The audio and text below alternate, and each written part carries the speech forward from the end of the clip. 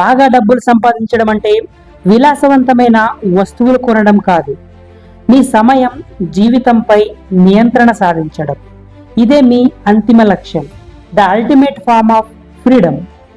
Morgan Housel రాసిన the psychology of money అనే పుస్తకం స్మార్ట్గా ఫైనాన్షియల్ డిసిషన్స్ ని తీసుకోవాలనుకునేవారు, డబ్బుతో మెరుగైన సంబంధాన్ని కలిగి ఉండాలనుకునే వారు ఎవరైనా ఈ పుస్తకం తప్పనిసరిగా చదవాలి. ద సైకాలజీ ఆఫ్ మనీ అనేది డబ్బుపై ఉన్న మన బిహేవియర్ని వ్యక్తపరుస్తుంది. రచయిత ప్రకారం డబ్బుపై మనకున్న రిలేషన్షిప్ ఏంటంటే హ్యాపీగా ఉండడం, ఫుల్ఫిల్ లైఫ్ని గడపడం. గుడ్ న్యూస్ ఏంటంటే సక్సెస్ విత్ మనీ అనేది మన ఇంటెలిజెంట్ ఆర్ ఐక్యూ పైన డిపెండ్ అయి ఉండదు, మన బిహేవియర్ పై డిపెండ్ అయి ఉంటుంది. ఈచ్ పర్సన్కి యూనిక్ థాట్స్ ఉంటాయి, భయాలు ఉంటాయి. అదేవిధంగా డబ్బు విషయానికి వస్తే ప్రతి వ్యక్తికి యూనిక్ థాట్స్ అండ్ ఎమోషన్స్ ఉంటాయి. ఒకసారి మీరు ద సైకాలజీ ఆఫ్ మనీని అర్థం చేసుకుంటే మీ థాట్స్ని, ఎమోషన్స్ని, మీ బిహేవియర్ని చేంజ్ చేస్తాయి. You can literally change your life. ఇది మన లైఫ్లో ఇంపార్టెంట్ టాపిక్, సో ఈ వీడియోని ఎండ్ వరకు చూడండి. No one's crazy, people have different views about money. డబ్బు అనేది చాలా సంవత్సరాల నుంచి మన చుట్టూ తిరుగుతూ ఉంది.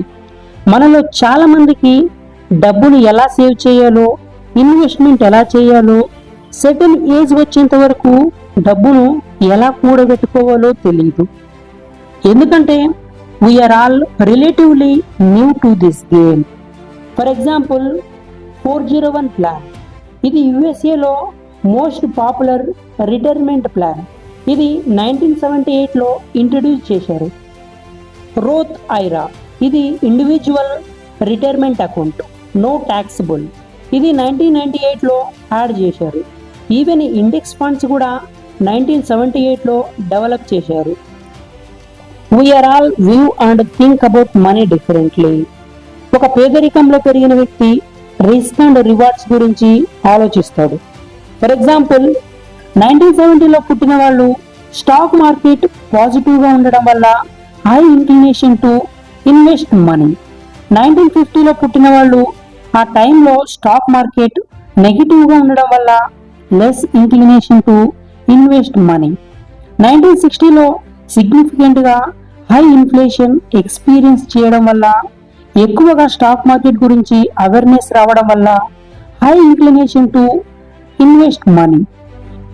ఈ ఇన్ఫ్లేషన్ వల్ల ఈచ్ జనరేషన్కి స్టాక్ మార్కెట్ పై డిఫరెంట్ ఎక్స్పీరియన్స్ ఉంటుంది. సో అందరం, మీరు, నేను, ప్రతి ఒక్కరూ డబ్బు ఆడించే ఆటను చూసే ఉంటాం.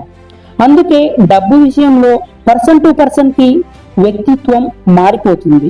సో మనం ఎలా ఇన్వెస్ట్ చేయాలో, మన ఫైనాన్షియల్ డిసిషన్స్ ఎలా తీసుకోవాలో నేర్చుకోవాలి.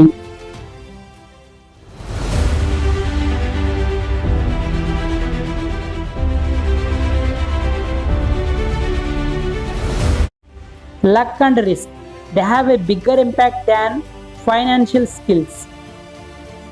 Nothing is as good as or as bad as it seems. అన్ని సక్సెస్లు హార్డ్ వర్క్ వల్లనే రావు. చాలామంది లేజినెస్ వల్లనే పేదవారు కారు. మనం మన సక్సెస్ కోసం ఎంతో కష్టపడతాం, కానీ కొన్నిసార్లు సక్సెస్ అనేది లక్ అండ్ రిస్క్ పై డిపెండ్ అయి ఉంటుంది. ఇది క్లియర్గా ఎక్స్ప్లెయిన్ చేయడానికి రచయిత బిల్ గేట్స్ ని ఒక ఎగ్జాంపుల్ గా తీసుకున్నారు. Bill gates smart and hard working person. తనకు కంప్యూటర్స్ అంటే చాలా ఇష్టం. తను హై స్కూల్లో ఉన్నప్పుడే కంప్యూటర్స్ పై ఇష్టంతో పౌల్ అలెన్, కెంట్ ఇవన్స్ అనే ఫ్రెండ్స్తో వాటిపై రీసెర్చ్ చేశారు. తర్వాత మైక్రోసాఫ్ట్ అనే దిగ్గజ కంపెనీని స్థాపించారు. కానీ అన్ఫార్చునేట్లీ కెంట్ ఇవన్స్ ఒక యాక్సిడెంట్లో చనిపోయాడు. Both Bill Gates and Evans smart and hard working persons. ఇద్దరికి కంప్యూటర్స్ అంటే చాలా ఇష్టం.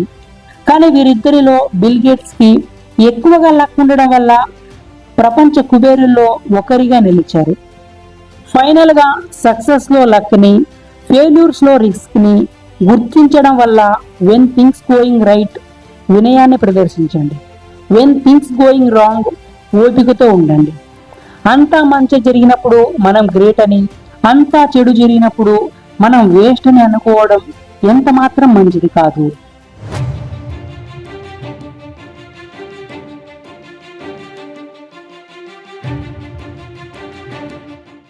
Never enough, learn to stop.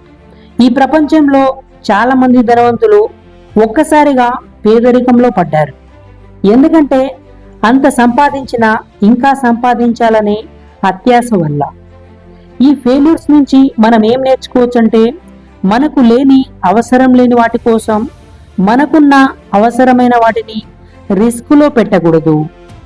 రచయిత ఏం చెప్తున్నారంటే, you should know when to stop.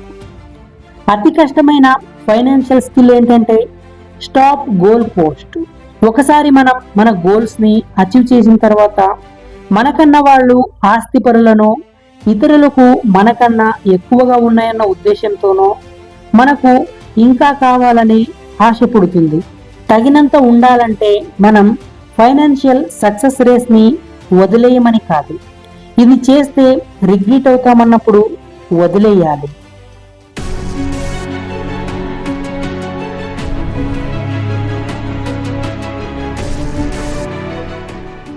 Compounding, leverage the power of compounding. Investment అంటే ఒకేసారి పెద్ద మొత్తంలో సంపాదించడం కాదు. గుడ్ ఇన్వెస్ట్మెంట్ అంటే ఒక స్టాక్ రిపీటెడ్గా లాంగ్ పీరియడ్ వరకు లాభాలు అందించాలి. దాన్నే కాంపౌండింగ్ అంటారు. రచయిత ఒక ఎగ్జాంపుల్ చెప్తూ వారన్ బఫెట్ను ఉద్దేశించి ఇలా అన్నారు. వారన్ బఫెట్ బ్రిలియంట్ ఇన్వెస్టర్, కానీ తన బిగ్గెస్ట్ సీక్రెట్ ఏంటంటే ఇన్వెస్ట్మెంట్ స్ట్రాటజీసో ఫార్ములాసో కాదు, ఇట్స్ టైం. అందరిలా కాకుండా తను 10 సంవత్సరాల్లోనే తన ఇన్వెస్ట్మెంట్ జర్నీని స్టార్ట్ చేశారు. 30 సంవత్సరాలు వచ్చేసరికి తన నెట్వర్త్ $1 బిలియన్ అయింది. కానీ మోస్ట్ పీపుల్ 30 సంవత్సరాలు వచ్చిన తర్వాతే తమ ఇన్వెస్ట్మెంట్ జర్నీని స్టార్ట్ చేస్తారు. తన 65th బర్త్డే కల్లా $84.5 బిలియన్ నెట్వర్త్ అయింది. అట్లీస్ట్ 10 to 80 ఇయర్స్ వచ్చే వరకు ఇన్వెస్ట్మెంట్ చేయాలి. అప్పుడే ఈ కాంపౌండింగ్ వర్క్స్ వండర్స్. కాంపౌండింగ్ అంటే ఒక చెట్టు నాటడం లాంటిది. 1 ఇయర్ గ్రోత్లో అంత ప్రోగ్రెస్ ఏం కనపడదు. 10 ఇయర్స్ తర్వాత కొంత లాభాలు అందిస్తాయి. 50 ఇయర్స్ తర్వాత ఎక్స్ట్రాడినరీ రిజల్ట్స్ కనిపిస్తాయి. పెద్ద హోప్తో పెద్ద రిస్క్ తీసుకోకుండా చిన్నగా సస్టైనబుల్ గ్రోత్ ఉన్న యాసెట్స్ని తీసుకొని లాంగ్ టర్మ్ ఇన్వెస్ట్ చేయండి. ఎంత త్వరగా అయితే అంత త్వరగా ఇన్వెస్ట్మెంట్ జర్నీని స్టార్ట్ చేయండి. Wait for money to grow.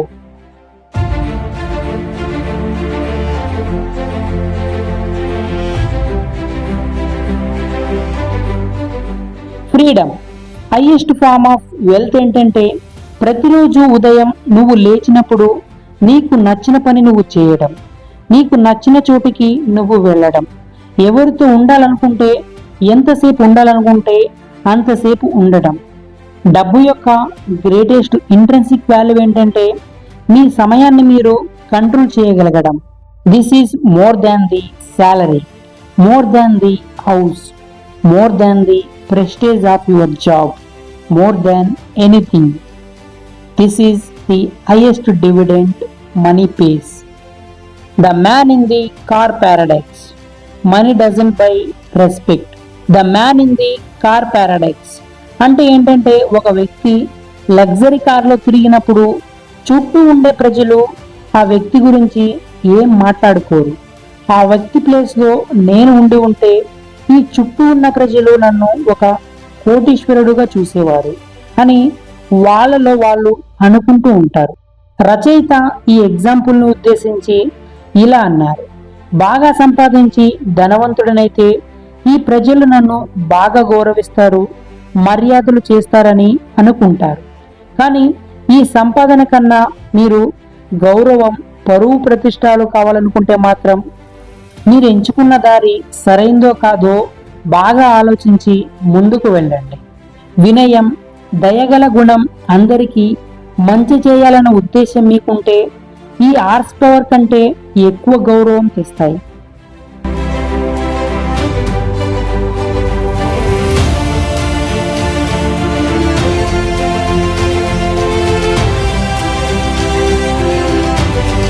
ఈ వీడియోపై మీ అభిప్రాయం ఏంటో కామెంట్ చేయండి. అలాగే మా వీడియోని లైక్ చేసి ఇలాంటి మరిన్ని వీడియోస్ కోసం మా ఛానల్ని సబ్స్క్రైబ్ చేసుకోండి. Thanks for watching.